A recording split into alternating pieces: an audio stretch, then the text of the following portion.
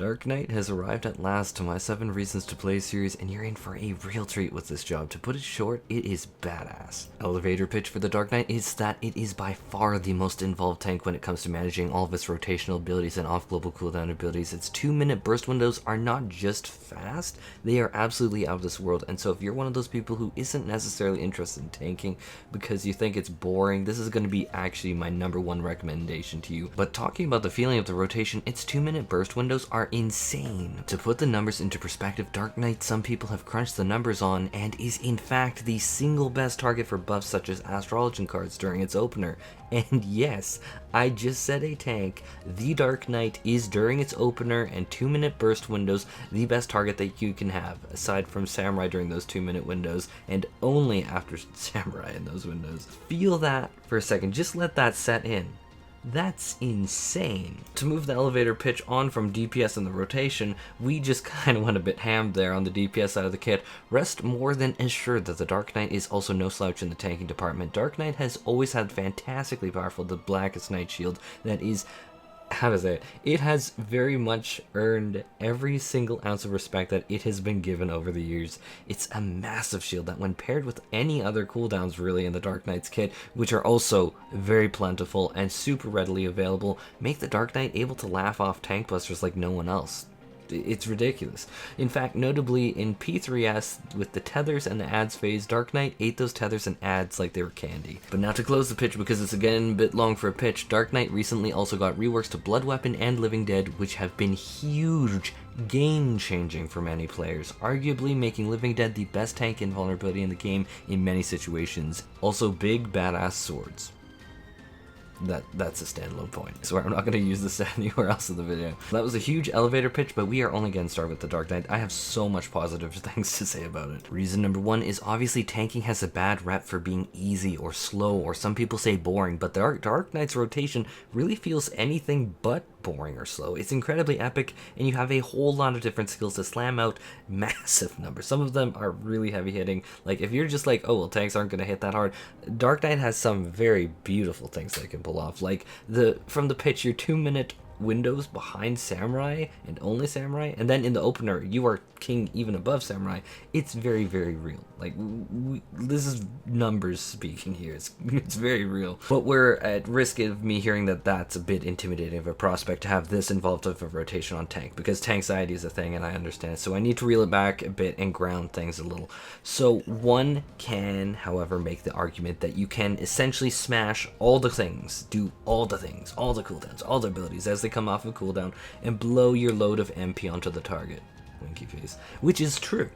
Or, of course, there are going to be optimal things that you want to do, like your first combo ability, weave in Edge of Shadow, Delirium into the next GCD, into using a potion in that window.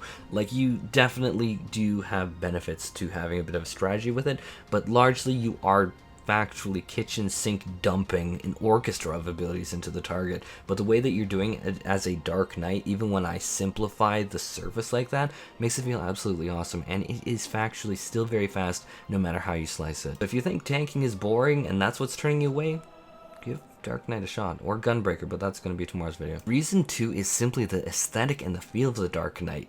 I adore this job's lore, and I won't spoil a single thing about it because I genuinely think everyone should experience it for themselves.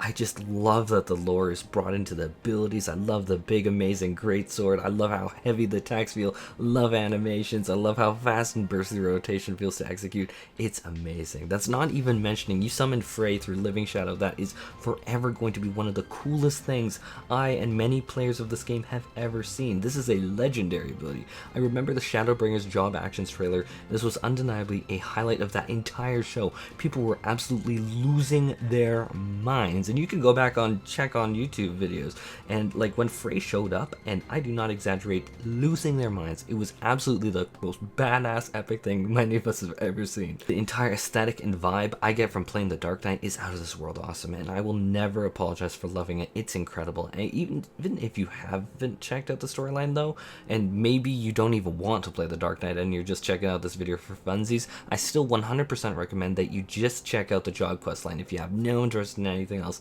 and I mean that very genuinely. It is truly excellent writing. It is really good. Reason 3 is Dark Knight's The Blackest Night ability is undeniably one of the most powerful tank cooldowns in the entire game and always has been. It is so good. But actually, so much so that all of last expansion, I personally considered Dark Knight my favorite tank in the game to heal, bar none. There was no equals. Right now, it's battling against the Warrior for that spot because Warrior self-healing is just out of this world bonkers, but Dark Knight approaches it simply in a very different manner, which is still battling with the Warrior. Rather than heal off the damage, the Dark Knight simply just doesn't take damage, or rather reduces it significantly. Reduces spiking, which honestly might even be a huge perk even over the Warrior, because a Warrior can heal if it doesn't die, but a Dark Knight might be dropped down to 5% HP in a really messed up prog situation. But honestly, they'll live it. It might be in shambles, but the Dark Knight's probably a little bit more rigid. So TBN, which is the Blackest Night, we're just going to call it TBN from now on, is a 25% barrier based on maximum HP on a tank. That is going to be a disgusting amount because tank's base HP is crazy. Like currently my health is around 80k and I am very, very far from best in slot on tank. I apologize. The number is way higher, especially when you get into an instance. So 25% of that is roughly 20k health. Now to put that into the context of healing output, if I go onto my white mage that is best in slot with determination, specifically determination melded, which does also increase the healing done, and then I use cure 2 at 800 potency with best in slot gear, it's just under 18k, so around 17k-ish, around there. So I'm going to be putting TBN probably around the ballpark of 1200 potency of like barrier. Disclaimer is this is definitely doing chicken scratch and far from anything extensive or scientific. But specific numbers aside, and the point of saying that though is that the barrier is actually fucking huge. And that cocoons the health bar, so less damage goes into the health bar, obviously reducing spiking like we alluded to before, which directly makes damage intake smoother, which is always great. And keep in mind this is on a very accessible low cooldown timer, 15 seconds, with the only barrier to using your barrier is more MP at the cost of 3k MP per usage, which is definitely bulky. There are ways to manage it because you do have some interaction with the rest of your kit, but yeah, TBN is extremely ridiculously powerful and available very frequently. It's absolutely incredible. That's what we call glorious. TBN is glorious. Reason 4 is that Dark Knight's TBN has a very cool interplay with the rest of its kit. Dark Knight wants to spend its MP and keep its eye on its MP at all times. Ideally, Dark Knight is going to be spending its MP on the damaging ability Edge of Shadow in single target situations, which is a fantastic off GCD damage ability that also refreshes your damage buff. It hits very hard. So the cool interaction here though is that Dark Knight's TBN rewards you with a free charge of Edge of Shadow or Flood of Shadow when your barrier is broken, giving you a ton more value. That is very, very powerful. So Dark Knights with this little balancing act adds a neat dimension and depth not really seen in any other tank's kit. The closest thing really would be Sage, which is obviously a healer, with their Addersing mechanic, but honestly this Dark Knight system is how to say it in a non-controversial way. I love Sage. Sage is honestly one of my mains, but Dark Knight's kit is more used in this way and far more accessible in my opinion than the Sage's, but I am digressing here, so I'm going to get back to it. My point is this is a cool design, rewarding smart usage, which is great. So well designed. Reason number 5 is that the Dark Knight has a ton of mitigation on shorter cooldowns that is very accessible. Obviously TBN is great, but what if I ordered TBN with a side of Dark Mind? And Dark Mind is one of the shortest cooldowns available at 60 seconds cooldown and reduces incoming magic damage by a whopping 20%, which is great. Which if I said it makes it very powerful during P3S with the magic tether tank busters, the ads phase, with all that, would be selling it comically short to say the least. It is outrageously great. And another one is Oblation, which people have argued, and I agree to some extent, is definitely not as powerful as other tank cooldowns, which fair, it's not Warrior's Bloodwetting, which is absolutely bonkers. But when paired with TBN, this makes the shield also take 10% less damage, and so you're getting more value out of it, obviously. This is why Sage, yeah, you can use your berries, but you're obviously better off to use the berries paired with the mitigation because you're going to get more out of those shields. But as we said in Reason 3, you do want that shield break at times, and so this gives you the ability to save charges because Oblation does store up to 2 charges, and then pop them when needed, or avoid using them intentionally when you want shield break, which can be at times trickier than desired. Sometimes you just need that shield, but you don't need that shield plus the cooldowns. What this sums up to be is that the Dark Knight actually has a ton of mitigation options that really are up at all times, and that gonna lead into reason number 6. Reason number 6 being that the Dark Knight has been and continues to be the #1 tank for eating tank busters and living. That incredible TBN barrier paired with Dark Mind is extremely accessible on low cooldowns, let alone paired with Oblation. You could even do both at once, let alone add Rampart or Shadow Wall, which are going to be significantly longer cooldowns that aren't the Dark Knight's bread and butter. If a warrior, for instance, dies to spike damage, they can't obviously heal themselves, but a Dark Knight, especially with a lower item level progression group that times their stuff right, can survive sometimes extremely janky shit. Reason 6.5 is this kind of combines together to make the Dark Knight the #1 tanking game for saving teammates. Ironic, right, for the so-called edgy tank to also be the best one at saving others, right? The Blackest Night and Oblation are castable on your teammates, meaning if a DPS is low and about to say die to raid wide, bam!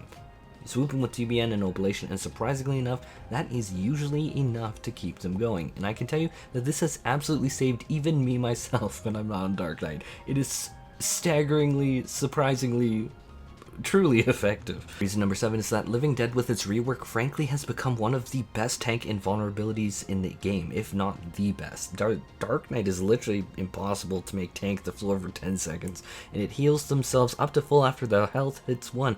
In essence, Living Dead is like Paladin's Hollowed Ground if we look at its end neutral effect. Hollowed Ground prevents damage from coming in, meaning me as a healer main doesn't need to care, where Gunbreaker and Warrior, kind of to juxtapose it, has their health hit 1, and now we as the healers need to solve the puzzle of how we're getting their health back up without them being splattered. That's kind of really what I'm getting at here. For sure, there is more nuance in there, but you get what I mean. It's not as clear of I can outright ignore the tank, where I can do that with Paladin and Dark Knight when they tank, they pop their invulns. In fact, Dark Knights don't even want to be messed with at all. They don't want anything on them. They want to hit the floor and then bring their HP back up. They don't want intervention from you. But in addition to that, what makes this really, really powerful is currently our lowest cooldown invulnerability is going to be the Warrior at 240 seconds with home gang. Sorry, I almost said Paladins there, but it's 240 for home gang. Add just a single minute more to it and you arrive at 300 seconds, which is going to be Dark Knight's cooldown. Add yet another minute to it and then you arrive at Gunbreaker Super Belied at 360 seconds. Xbox 360, poggers, I'm checking. And then finally, Paladin has the longest cooldown, which is going to be 2 minutes longer than the Dark Knight or 3 minutes longer than the Warrior at a whopping 420 seconds. Which, yes, is nice for the memes, but it is also hugely very long in many fights. You can really only get away with 1 invuln properly, depending. There's some jankiness there.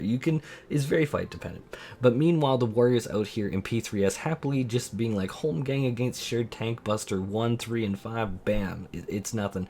Obviously, this is going to be fight specific. But largely, Dark Knight's Living Dead has proven itself as an extremely wildly powerful tank cooldown now, and has made my life as a healer significantly more cushy and soft, and I love this rework so fucking much. So that brings us to the conclusion of this video. If for all the reasons I listed here, anyone thinks that I could possibly not completely recommend the Dark Knight with my entire being, you gotta be kidding me.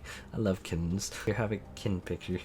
But the Dark Knight is outrageously powerful right now, and I do believe many people in the community are still sleeping on it, using old dungeon data and or opinions before the Blood Weapon and Living Dead rework, which were absolutely game changers. Dark Knight is such an epic tank. It is 100% well worth your time, and I really do love it so much. And now here's where I kind of want to fill in some time to get us to the 1307 mark. I hope everyone's having a lovely day.